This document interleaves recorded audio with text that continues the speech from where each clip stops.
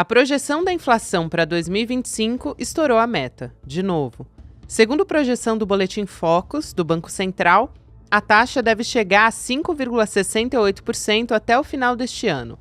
Essa avaliação, que é feita semanalmente, já subiu 20 vezes nos últimos 5 meses. E os vilões são os de sempre: combustíveis, alimentos e energia. Muita gente pode argumentar que esse aumento, dito assim em números, parece até pequeno, e que no bolso ele é muito mais dramático, uma percepção que tem impacto direto na popularidade do governo Lula. Para combater a perspectiva de aumento de preços, o Banco Central manteve a política de subir a taxa básica de juros, a Selic. Só que essa medida tem eficácia questionável. A maioria dos fatores responsáveis pelo aumento dos preços não responde à taxa de juros brasileira, mas a variáveis como fatores climáticos e preços de commodities internacionais. Além disso, os juros altos asfixiam os setores de serviços, comércio e indústria e acentuam a percepção geral de piora na economia. Terça-feira, 11 de março de 2025.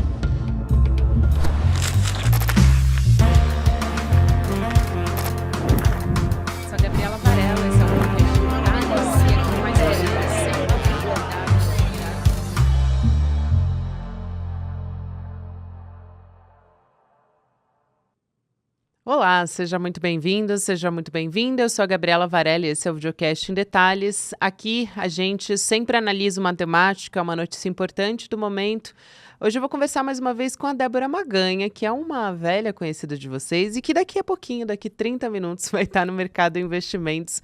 Ela é apresentadora por lá e a gente vai discutir inflação. E também, claro, o preço dos alimentos, a gente não vai fugir dessa pauta. A Débora, que é economista aqui do ICL também, historiadora, o currículo dela é bem vasto. Só a carinha que engana, né, Débora? Bem-vinda mais uma vez. Obrigada, Gabi. Bom dia. Bom dia para todos que estão nos assistindo. E vamos falar, acho que, do assunto principal dessa semana e, quiçá, desse começo de ano, né? Que Com é a inflação. certeza, porque agora sim que começou o ano. E aí a gente já vem com todos esses índices para você ajudar a gente a entender. A gente teve os analistas do dito mercado financeiro elevando essa estimativa da inflação para esse ano, passando de 5,65% para 5,68%. Agora, essa previsão ela já subiu bastante, né? Até anotei aqui, 20 vezes nos últimos 5 meses. Por quê?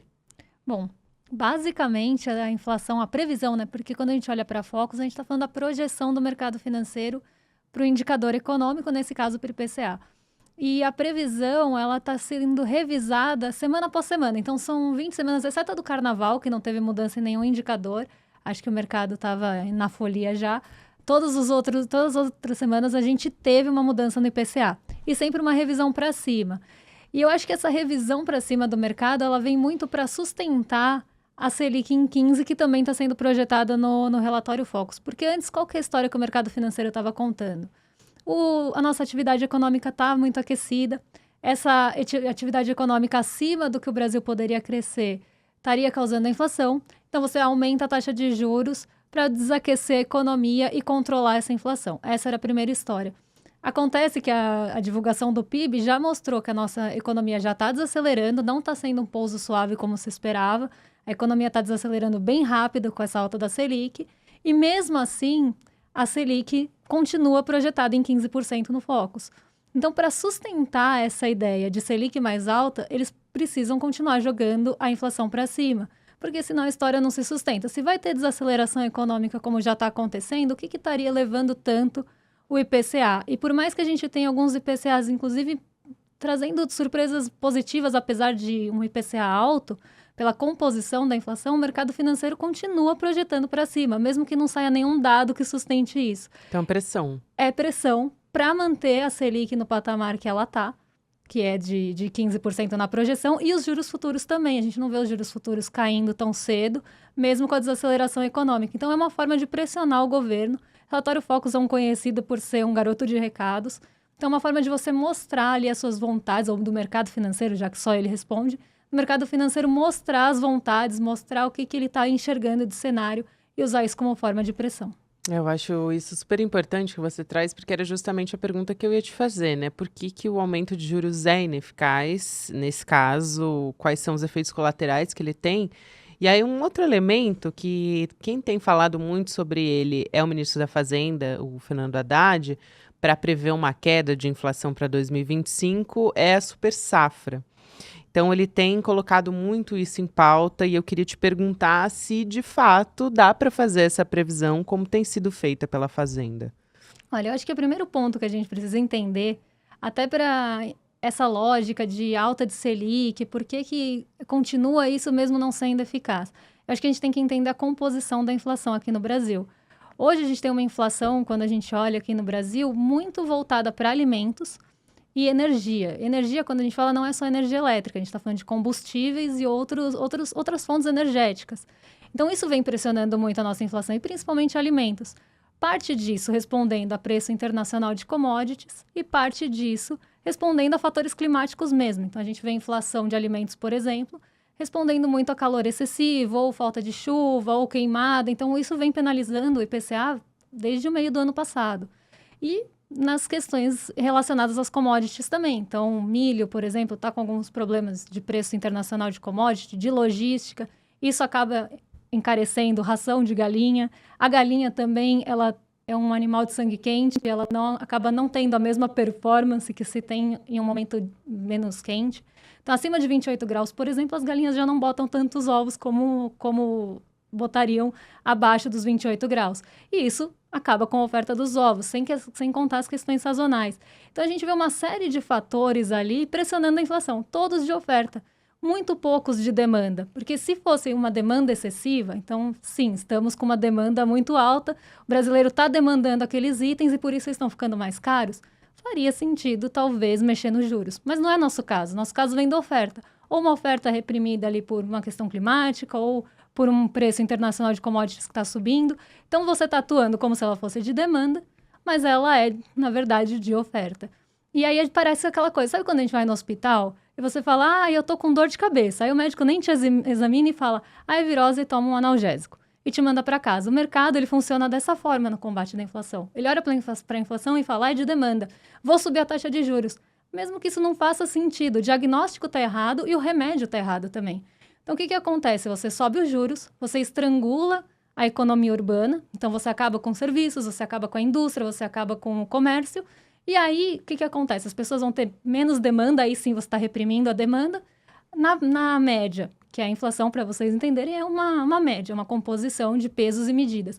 Na média, a inflação baixa porque esse patamar aí de serviços vai baixar na marra, mas o que estava penalizando o bolso do brasileiro vai continuar penalizando. Então, o café vai continuar caro, os ovos vão continuar caros, vai tudo continuar tendo a elevação que está tendo, mas você reprime uma parte e baixa na marra. Só que isso penaliza aí a economia urbana, isso vai estrangular o crédito das famílias, isso vai estrangular o crédito das empresas. Você começa a desaquecer, você consegue ali com isso também gerar desemprego e desaquecimento e tudo vira ali um ciclo. E aí você sim baixa a inflação, mas não pelos fatores que realmente estão pressionando. Você baixa os fatores que já não estão pressionando. Mas, na média, a inflação vai cair. Nossa, você trouxe vários pontos importantes aqui, né? E no fim das contas é a percepção da população quando ela vai no supermercado e ela pensa, bom, meu dinheiro está valendo menos, né? Não importa se a economia está crescendo, a percepção, o resultado para o consumidor final é muito importante, né? A gente teve também uma informação que saiu bastante importante, né, que a gente acabou de ter acesso também, que é o IGPDI de fevereiro, que é um índice da FGV que você pode explicar muito melhor do que eu, mas que é muito mais afetado pela variação do dólar, né, enfim, outras cotações de mercado internacional.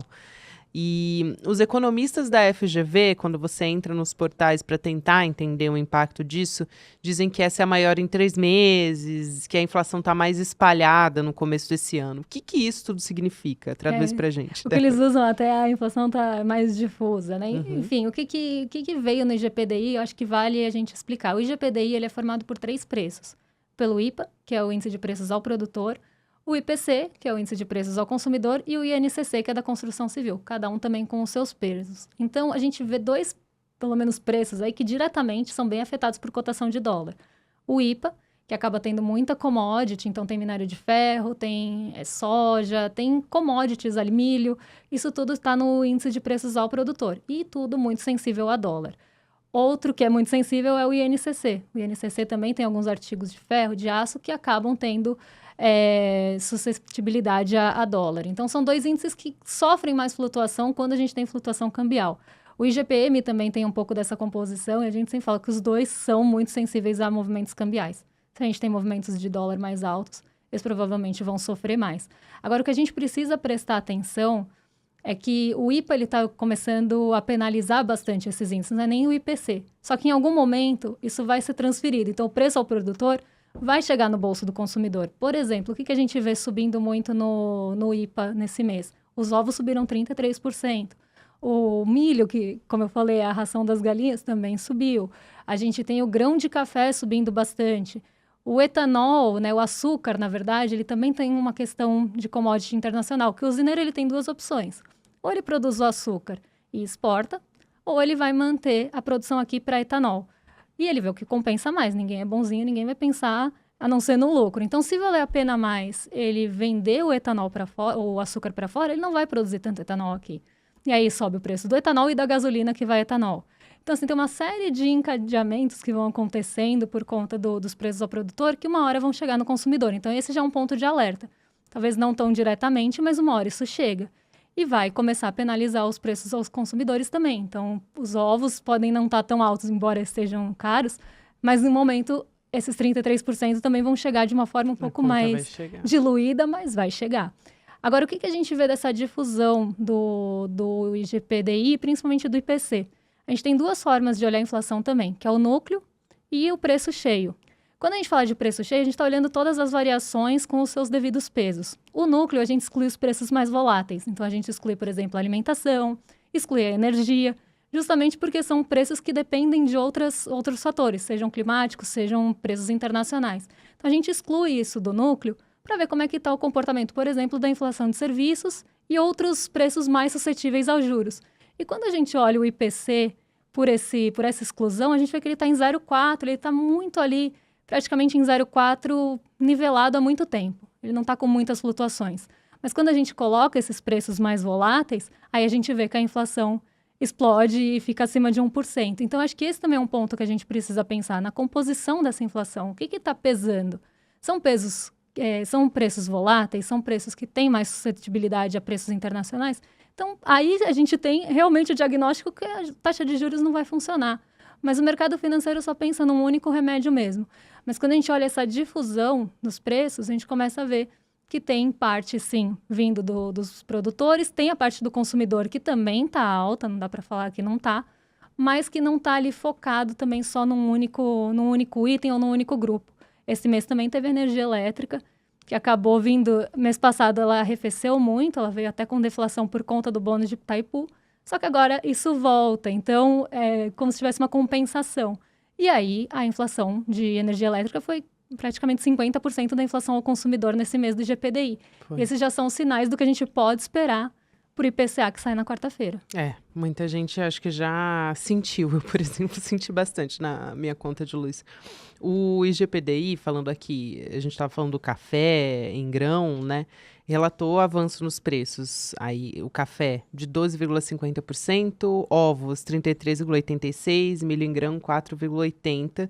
Isso a gente está falando no atacado, né? Mas é uma oportunidade aqui da gente falar de uma das principais medidas que foram anunciadas agora pelo governo federal para tentar reduzir o preço dos alimentos, né? O que foi dito, tipo a suspensão do imposto de importação. E aí, a ideia é que esses importados cheguem mais baratos no país, né? Pressionando os produtores a reduzir os preços para conseguir manter os clientes, tá bom.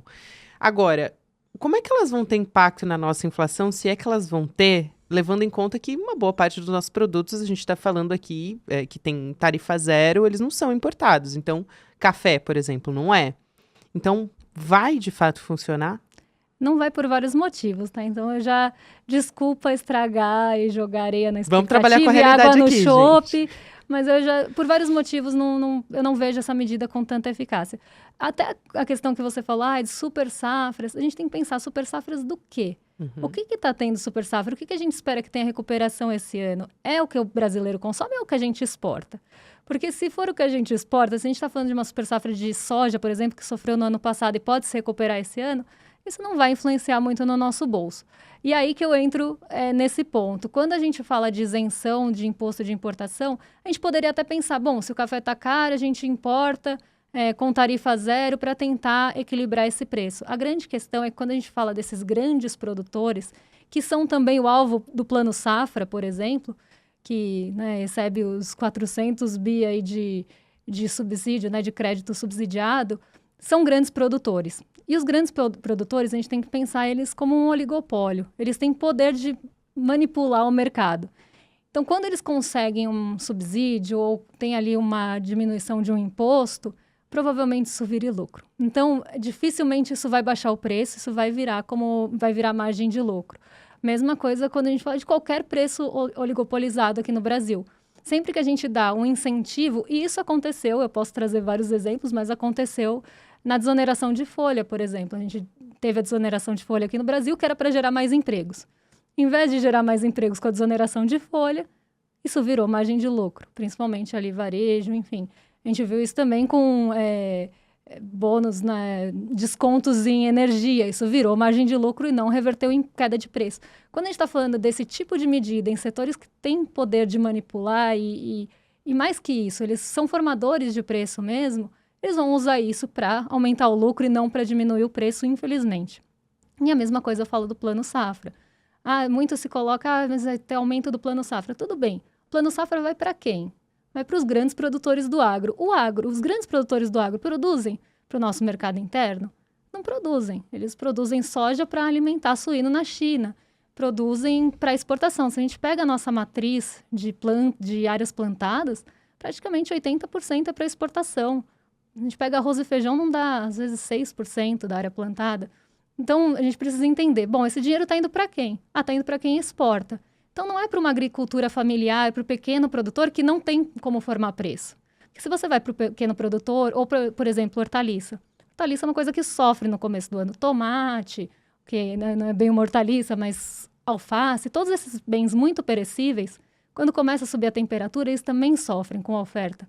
E você não está dando crédito para esses produtores, você está dando crédito para quem está voltado para a exportação. Então, essa questão do crédito também é muito contraditória e também precisa ser discutida. Por que não para o pequeno produtor? Por que não para quem está realmente alimentando o brasileiro e que está sofrendo mesmo com essas questões climáticas? Não, é Plano Safra para exportação. Então, a gente começa a ver que parece um discurso que as pessoas vão comprar, mas quando a gente analisa ali as minúcias, elas começam a ter algumas falhas que a gente vê que não vai mexer com o preço e muito provavelmente vire margem de lucro no futuro. Nossa, e a gente tem também, somado a isso, a gente está falando aqui de alimentação, saiu o custo da cesta básica. Enquanto a gente estava começando aqui a gravação do Em Detalhes, a Débora tá sempre ligada, que ela falou, olha, saiu agora a cesta básica aqui, amanhã no Mercado de Investimentos vou trazer. Vai trazer antes no Em Detalhes, na verdade. Mas a gente tem um crescimento em 14 capitais em fevereiro. Recife está liderando essa alta. E é muito, assim, chamou muito a minha atenção, porque quando a gente olha, por exemplo, para o salário mínimo, o reajustado, né, que é de R$ 1.518, ele é insuficiente para o trabalhador suprir essas necessidades para manter uma família de 4 pessoas. Isso aqui, segundo calculou o Diese, né, para cobrir o sustento de fevereiro desse ano. Com base nesse cálculo do Diese, aqui na capital paulista, tá? Que é uma bastante cara, né? A mais cara do mês. O valor deveria ser de R$ 7.229, quer dizer, quase 5 vezes o piso mínimo. Então, realmente está muito difícil para as famílias. E aí também, quando a gente olha essa coisa da percepção que eu comentei, tem até pesquisa que saiu. A Quest analisou isso em meados de fevereiro também, de que 8 em cada 10 brasileiros estava sentindo alta no preço dos alimentos nos supermercados. Então, acho que isso conta bastante também, e agora a gente tem esse resultado da cesta básica também. O que eu mais gosto, assim, quando a gente fala de inflação de alimentos, eu acho que a gente tem que sempre frisar, e eu gosto de falar sobre isso, porque muita gente não tem essa ideia é que a inflação de alimentos, ela acaba penalizando estratos de rendas menores. Então, o Diese, Sem por dúvida. exemplo, o Diese, desculpa, o IPEA, ele faz essa métrica que é a inflação por extrato de renda. E sempre que a gente tem uma alta puxada por alimentos, ela vai penalizar menos, ou vai penalizar mais os estratos menores de renda e menos os mais altos. Porque é quanto consome da renda daquela pessoa aqueles itens, né, considerado grupo de alimentação, por exemplo. Então, se a gente pega rendas médias, elas são mais sensíveis a combustíveis. Rendas altas são artigos de luxo. Então, são formas, inclusive, de você pensar a política inflacionária, né? Como a política de combate inflacionário, porque é uma escolha política. Então, você deixar ali os preços dos alimentos ou priorizar combustíveis, você está priorizando um grupo também a outro. Mas mais que isso, né? Uma cesta básica que hoje em São Paulo consome 60% da renda. Então, para comprar itens de cesta básica, você usa 60% de um salário mínimo líquido. Só que ainda tem outros gastos. Tem aluguel, tem gás, tem luz, enfim, água. Tem uma série de outros gastos. Então, a gente começa a ver, né, como a renda do brasileiro, às vezes, não é suficiente para comprar os itens básicos ali da sobrevivência. Então, isso acaba pesando não só a percepção de você ir no mercado e tá cada vez mais caro, porque muita gente, às vezes, não entende. Ah, mas a inflação está em 4,56 até agora, nos 12 meses. Teve uma alta de tanto no mês, mas a inflação que eu sinto no meu bolso é bem maior. E aí é que entra essa questão. Quanto da sua renda que vai para alimentação? Quanto da renda vai para transporte? Cada um, individualmente, tem uma cesta de consumo. Nunca vai ser igual a do IPCA. Inclusive, se a gente abre o IPCA, todos os grupos e todos os itens, tem itens lá que, por exemplo, são bem regionais, que consomem uma região do país e outras não. Inclusive, quando a gente olha regionalizado, a gente vê a diferença do peso ali ou da variação nas regiões diferentes do Brasil.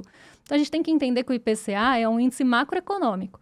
Ele vai fazer uma média ponderada dos itens aqui no Brasil de forma bem generalizada. Nunca vai ser igual à sua inflação, justamente com base na sua cesta de consumo, que não vai ser igual a calculada pelo IPCA. Então, esse já é um ponto que traz um desconforto nas pessoas. Pô, mas a inflação que eu sinto no meu bolso não é de 4, é bem maior. Provavelmente os itens que você mais consome estão com uma variação mais alta de preço. E aí tem a questão de você ir no mercado, um mês a cesta de ovos está custando 30, no outro 40, e você pensa, bom, tá mais caro. Só que não necessariamente o fato de uma coisa estar cara, ela sofreu inflação. Esse também é um ponto que eu gosto de desmitificar. Inclusive a cesta básica do Diese, eu acho que ela é muito boa para explicar isso, porque nem sempre a cesta básica que tem a maior variação, por exemplo, o Recife, é a mais cara. E a de São Paulo, ela inclusive já sofreu deflação, ou teve uma inflação bem pequenininha, e ela continua a mais cara de todas. Porque o fato de estar cara é que ela já sofreu variação, inflação é variação de preço. Ela sofreu variação positiva por vários meses, mas não necessariamente ela continua subindo. Eu acho que esse é um ponto que a gente precisa quebrar da inflação. Mas aí, quando você vai no mercado e olha uma coisa que estava mais barata e ela ficou mais cara, e aquilo pesa na sua cesta porque você consome muito, você vai pensar, pô, meu salário já não é mais suficiente para os meus gastos. E aí, essa percepção da economia, por mais que a gente tenha, desemprego em queda, o PIB veio em 3,4%, a gente pode pegar vários... a indústria teve um excelente desempenho em 2024. Quanto disso chega nas pessoas? Exato. Primeiro que precisa ter... o PIB teve uma alta de 3,4% no ano. Quanto isso é difuso e chega ali no bolso realmente do trabalhador? Esse é um ponto que a gente pode discutir. Quanto essa melhora, esse crescimento econômico, de fato, chega na renda do trabalhador. Dependendo do setor, quanto menos desorganizado enfim, quanto mais automatizado como o agro, por exemplo, chega muito pouco. Então, se a gente tem um PIB puxado pelo agro, dificilmente isso chega lá no trabalhador. Que não foi o caso, mas é só um exemplo aqui. Então, a pessoa vê que tem essas notícias de melhora econômica, só que no bolso dela, individualmente, ela não sente essa melhora. Por que isso? Bom, eu enchi um carrinho com R$200. Agora eu vou com R$200 no mercado e eu encho metade do carrinho. Sim. E aí a pessoa vai vendo, pô, pra mim tá pior, pode estar melhor pro PIB, pode estar melhor pro desemprego, mas na minha vida, na minha percepção, no meu carrinho de mercado, tá pior. Café, que é um item que o brasileiro consome muito e a gente produz, eu acho que esse é um ponto que a gente tem que pensar. O Brasil é um dos maiores produtores de café do mundo, e o café tá caro pro brasileiro. O brasileiro tá tendo que, vou substituir por chá. Quando, na verdade, o brasileiro que produz o café e todo trabalhador deveria ter acesso àquilo. E aí tá substituindo porque tá caro. Então, a gente tem que pensar nesses pontos. E aí não tem como a pessoa não perceber perceber melhor ou não perceber a piora, né? Ter essa sensação diferente dos indicadores. Porque na vida dela, não consegui comprar café e trocar por chá, piorou. Então, na percepção que ela tem de economia individualizada, piorou por mais que o macro tenha melhorado. E essa questão do café, eu vou sempre bater em toda... Nós somos o maior produtor de alimentos, a gente sofre com inflação de alimentos. Então, assim, o brasileiro não consegue o básico, o brasileiro tem ali a maior produção de alimentos e isso não chega na mesa dele. E sofre com desperdício também, né? E exporta a maior parte do que produz. Isso. O que fica aqui, normalmente, é o que não conseguiu vender e vai vender com a paridade de preço. Então, se tiver com um dólar mais alto, o produtor também não é bonzinho e vai vender mais barato internamente. Ele vai vender com uma paridade de quanto ele venderia a dólar. E provavelmente de menor qualidade, porque o da exportação é o de maior qualidade. Então, e aí sobra para o brasileiro isso. E aí sim, vai ter a percepção de piora, não tem como. Mas a gente sempre tem que pensar, a gente que produz isso deveria ter acesso, já que, né, somos trabalhadores. Com certeza. Temos que acessar o que produzimos. E ainda com muitos brasileiros na informalidade, então não tem reajuste, e aí os preços estão sempre aumentando, quer dizer, incompatível, né? A renda de fato é incompatível. Em alguns momentos do ano passado e do ano retrasado, a gente teve uma inversão disso, porque o que estava subindo muito era passagem aérea, itens mais consumidos por rendas mais altas, e com uma alta bem expressiva. Então, acabava invertendo isso, porque a gente também estava tendo, por exemplo, a carne, em algum momento, ela chegou a deflacionar. Então, os itens ali alimentícios não estavam pesando tanto. Eram outros itens que estavam puxando a inflação. E aí, a gente tem essa escada invertida. Mas a composição mais comum é, sim, penalizando as rendas menores. E quanto maior a inflação de alimentos, vai penalizar mais. Não tem como por conta de quanto consome da renda, e o exemplo da cesta básica é perfeito nisso. Débora, obrigada demais. Foi um convite agora para o pessoal continuar com a gente para assistir Mercado Investimentos, então. E aí você vai abordar a cesta básica e outros aspectos aí também, né? Vamos falar de cesta básica, vamos falar de produção industrial, que também sai hoje. Então tem um monte de assuntos aí para tratar com nossa audiência, e aí a gente vai entrar a fundo. Muito bem. Muito obrigada, Débora. Eu amei receber você. E já que você é da casa, eu vou deixar você aqui um minutinho enquanto eu convido todo mundo para assistir a entrevista com a Mariam Ali, que é a filha do Mohamed Ali. Aliás, estou na briga aqui, vou aqui dizer para todo mundo que o Em Detalhes, aqui ninguém está entrando para assistir a entrevista pelo Em Detalhes, tá? Então, vou deixar aqui todo mundo, icl.com.br, em detalhes, ali, /em detalhes, para vocês acompanharem por aqui também. Então, é uma entrevista do Eduardo Moreira com a filha do Mohamed Ali. A Débora também é maromba aqui, também é super adepta aos esportes, então a história dele é super inspiradora pra gente, pra mim também. E, claro, a gente acompanha no dia 16 de março, que é um domingo. Então, 16 de março, a gente já está na semana do dia 16. Domingo, 8 horas da noite, quase uma sessão de cinema também. Então, tem a entrevista, tem a história ali dos bastidores da família e tem um pouco de uma aula magna, né, que vai ser dada aqui pela primeira vez no Brasil. Então, eu estou puxando aqui, olha só, a audiência de Mercado e Investimentos também, porque não sou boba nem ingênua, entendeu, Débora Maganha? Eu estou chamando as pessoas para assinarem por aqui também, aproveitando sua presença. Tá uma rinha de link isso aí, tá mas uma rinha de dá para se dividir. Todo mundo se fica dividir um pouquinho com inscrição. Todo mundo. É isso. Mas é que o negócio, a briga tá grande com o William Deluca, entendeu? No rolê sério. Tá. Então vamos trazer aqui pro Em Detalhes também pro Mercado e Investimentos. Vou defender os pequenos aqui. Os programas de meia hora também. Inscrição subsidiada. Exato. Para os pequenos produtores. Aqui. É isso, então. Tira lá 2 segundos do seu tempo para acessar icl.com.br/em detalhes e acompanhar a entrevista junto com a gente. Obrigada a você que me acompanhou até aqui. Agora tem Débora Maganha e André Campedelli. Na sequência, você fica com o Rolê ICL e convido você a sempre acompanhar a gente nas plataformas de áudio também. Tchau, tchau. Olá! Em 1942, nasceu um menino nos Estados Unidos chamado Cassius Marcellus Clay Jr. Cassius Clay. Mas ele veio se tornar um mito, uma lenda viva do esporte, do boxe, com o nome de Muhammad Ali. Muhammad Ali porque ele se converteu ao islamismo, mas depois ele foi banido do esporte. Perdeu prestígio, perdeu dinheiro, porque se recusou a ir lutar na Guerra do Vietnã. A história de Muhammad Ali você vai conhecer no ICL, narrada nada mais, nada menos do que por sua filha, Mariam Ali. e também uma ativista como ele, e um destaque na arte. Vamos ver domingo, 16 de março, a partir das 8 da noite, aqui no ICL. É de graça, você assiste nos canais do YouTube